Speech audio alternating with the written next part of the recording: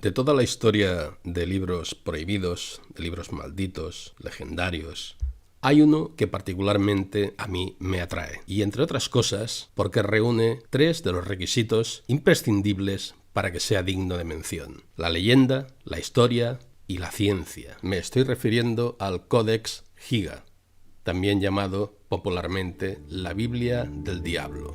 Siglo XIII, monasterio benedictino de Podlasice, en la Bohemia, en la actual República Checa. Allí, un monje, Germán el Recluso, es hallado culpable de una grave falta, tan grave que es condenado a morir emparedado. Ante la perspectiva, el monje trata de convencer a sus superiores y les ofrece algo insólito: construir, redactar en una sola noche el libro más maravilloso que hayan podido contemplar, que reuniría todos los saberes de la humanidad y daría realce y notoriedad a su monasterio para siempre. Ante lo insólito de la propuesta, el abad cede y es encerrado en una celda para que intente cumplir con su promesa. Así es que empieza de una manera desesperada, según narra esta leyenda, este monje Germán el Recluso a intentar escribir esta monumental, esta titánica obra, pero enseguida ve que es un trabajo imposible de realizar. Ya a punto de romper el alba, se le ocurre convocar al diablo y pactar con él.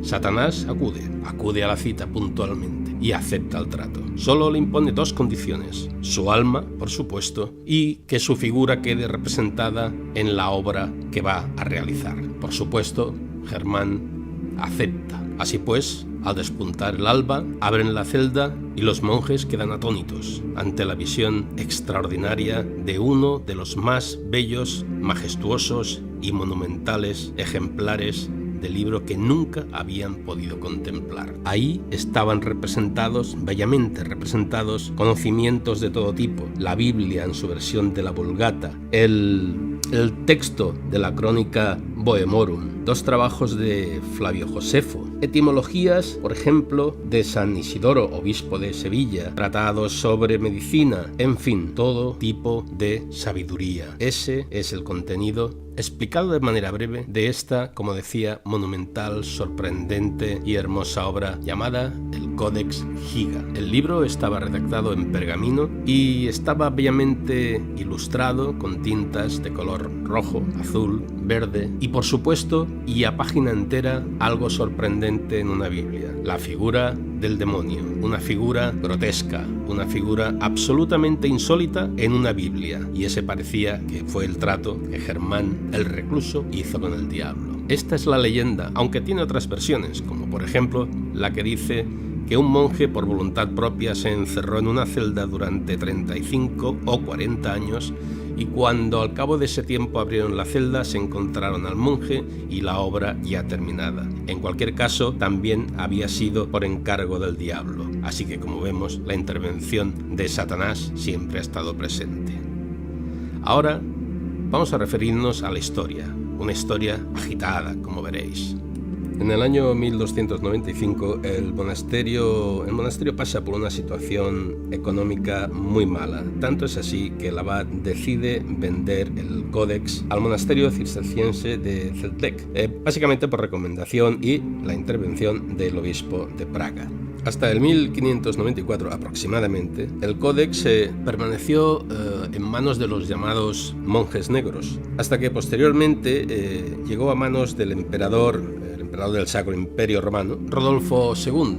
Hay dos interpretaciones: una que dice que lo rescató y después de cuidarlo, etcétera, lo integró en su biblioteca particular. La otra versión dice que, digamos que por medio de artimañas, lo consiguió como préstamo que finalmente no devolvió y se lo quedó para sí. Rodolfo II, hay que explicar que era un enamorado de todo lo que era esotérico, oculto y mágico, aunque también era un enamorado de las ciencias. No podemos olvidar que ofreció su apoyo a personajes como Copérnico o como Tycho Brahe, entre otros. Posteriormente, Rodolfo II se volvió loco y fue destronado y desterrado por su propia familia. Hay quien habla de la maldición del Códex. Posteriormente, y dando un salto en el tiempo, al final de la Guerra de los 30 años, la Biblia del Diablo fue tomada como botín por el general sueco Königsmark y desde entonces ha pertenecido al reino de Suecia. Hasta aquí la historia. Pero ahora también vamos a enfocar un poco nuestra atención en las investigaciones científicas que han sido llevadas a cabo. De hecho, han sido innumerables los científicos que se han acercado hasta este códex. No obstante, quisiera hacer mención fundamentalmente de un equipo patrocinado por la National Geographic que llegaron a las siguientes conclusiones. En primer lugar, deberíamos aclarar que este tipo de obra, estos manuscritos, eran realizados generalmente por 3 o 4 monjes copistas, auténticos profesionales que se dedicaban exclusivamente a ello. Pues bien, una de las conclusiones que sacaron este equipo patrocinado por la National Geographic es que fue obra de una sola persona, y para ello se basaron en que se utilizó un solo tipo de tinta que se hacía en base a machacar insectos. El otro tipo de tinta que era habitual en la época estaba hecho a base de minerales. En segundo lugar, la consistencia de la caligrafía, el estilo, eran uniformes y particularmente consistentes, lo cual daba a entender claramente para este equipo de especialistas que fue obra de una sola persona. Uno de los problemas, de todas maneras, fue el que representaba que esta persona tenía que haber sido una persona de un conocimiento total, absoluto, porque la obra en sí reúne toda la sabiduría, todo el conocimiento de la época. Y esto no era habitual, ni mucho menos, en un monje pobre, en un monje normal de una abadía más bien pequeña. El otro problema significaba cuánto tiempo necesitó esa hipotética persona para realizar esta monumental obra. Los estudios concluyeron al final que, descontando los tiempos muertos, los descansos, etcétera, etcétera, ese hombre, esa hipotética única persona, tendría que haber estado entre 25 y 30 años elaborando ese manuscrito. Pero lógicamente aquí salían algunas incongruencias.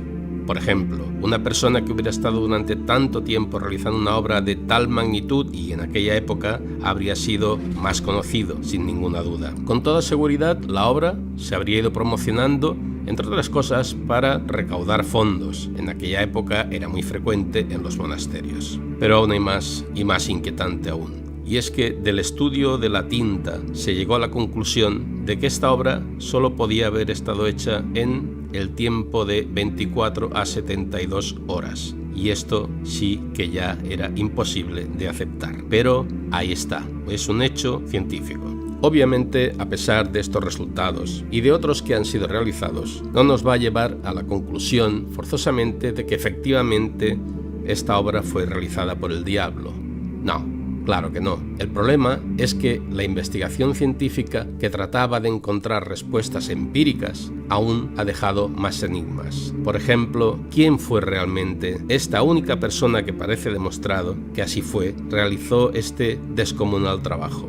Y por otra parte, ¿cómo es posible que tras el estudio de las tintas solo se haya podido realizar en un corto espacio de tiempo? Como veis, la investigación aún ha agrandado más el misterio. Y esta es de manera muy breve y resumida la historia del Codex Giga, también llamado, como ya hemos mencionado, la Biblia del Diablo. Ahora queda a vuestro criterio decidir cuál es el origen, quién realmente escribió este magnífico libro por otro lado y hasta qué punto esta leyenda puede tener algo de verosímil. Esperaré con mucho gusto vuestros comentarios. Y nada más por hoy. Será hasta la próxima en Crónicas de Arcadia. Muchas gracias por vuestra atención y os pido que lo compartáis si os ha gustado este espacio y le deis a me gusta. Nada más, gracias de nuevo y hasta muy pronto.